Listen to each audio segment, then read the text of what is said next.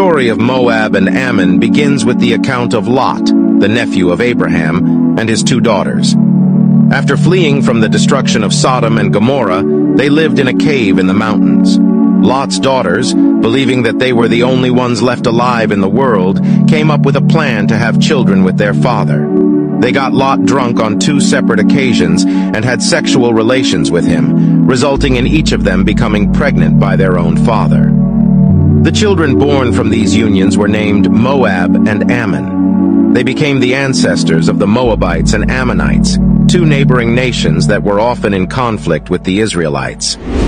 The Moabites settled in the area east of the Dead Sea, while the Ammonites settled to the north. Despite their shared ancestry, the Moabites and Ammonites had distinct identities and histories. The Moabites worshipped their god, Chemosh, and engaged in practices that were detestable to the Israelites. The Ammonites were known for their military might and their god, Milcom. Both nations were often hostile to the Israelites and were rebuked by the prophets for their wickedness. The Moabites and Ammonites are mentioned throughout the Bible, particularly in the books of Joshua, Judges 1 and 2 Samuel, and 1 and 2 Kings.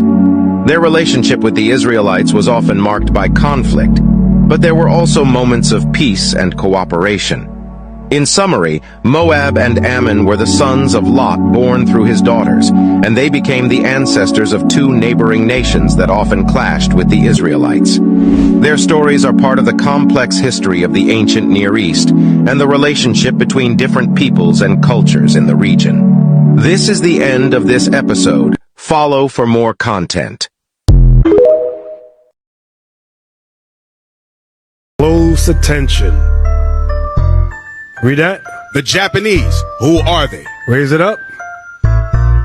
By Thomas W. Plant. The late Landseer Mackenzie was one of those friends, and after a careful study of the whole of the arguments contained in the pamphlet, he stated that he considered the author had definitely established his case, namely, that the Japanese are the children of Ammon.